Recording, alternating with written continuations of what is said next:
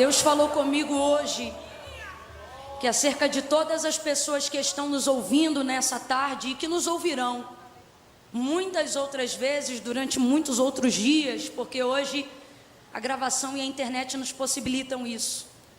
Mas a todas essas que estão aqui agora conosco, em tempo real também, o Senhor diz que Ele vai tornar desprezível os seus limites.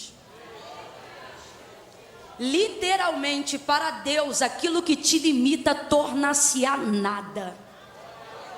Ele vai humilhar os teus limites. Ele vai te mostrar que as tuas deficiências e que os pontos que você se sente inapto, sem habilidade, sem condições de romper, de superar, torna-se-ão nada diante da manifestação do poder dele.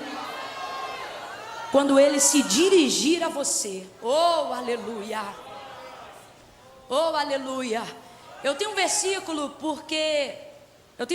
que, em razão dele falar de limites, ele é um versículo que fala muito comigo pessoalmente. É um versículo que eu levo para a minha vida. Abacuque capítulo 3, verso 19, onde ele diz: o Senhor Deus Jeová é a minha força, e fará os meus pés como os das servas, e me fará caminhar sobre as minhas alturas. Veja, o profeta, ele deixa muito claro, ele não fala, ele me fará caminhar sobre as montanhas, ele me fará caminhar além da banda do mar. Ele é muito específico, ele diz assim: olha, o Senhor Deus Jeová é a minha força, e Ele fará os meus pés como os das servas. O que o profeta está dizendo é que todas as vezes que ele encontrar diante dele limites, dos quais ele pessoalmente tem dificuldade de romper, então ele diz, pés como os das servas. Olha o que ele está dizendo: Deus vai me dar uma capacidade que eu não tenho para chegar a um lugar que eu preciso.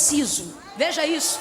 Quando você olha, por exemplo, para as suas pernas, você não vê pé de cervo, de bicho. Você vê pé de gente. Dê uma olhada aí para as suas pernas. Você que tem, você que pode, né?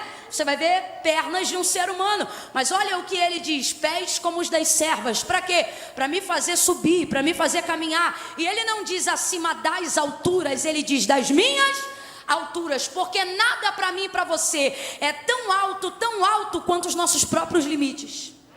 Existem coisas para as pessoas que estão do seu lado agora que, dependendo, se fosse você que estivesse na situação que ela está vivendo agora, você tirava de letra, porque é algo que para você não é problemático.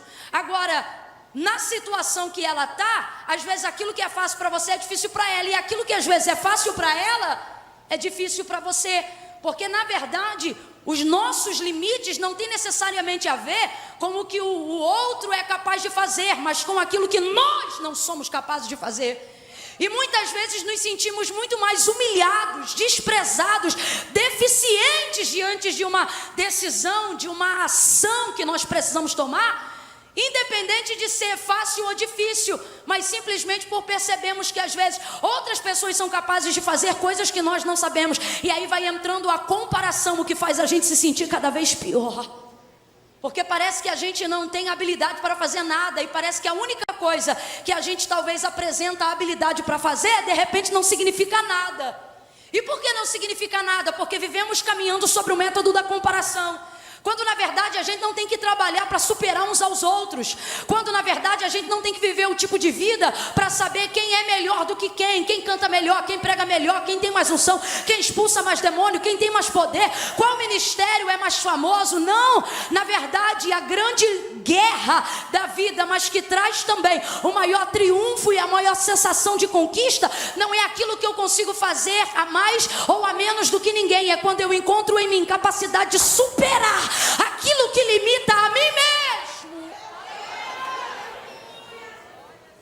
E é nesses momentos da vida, quando a gente consegue perceber que superou algo que não interessa se é fácil ou difícil para alguém, mas era complicado para nós fazermos.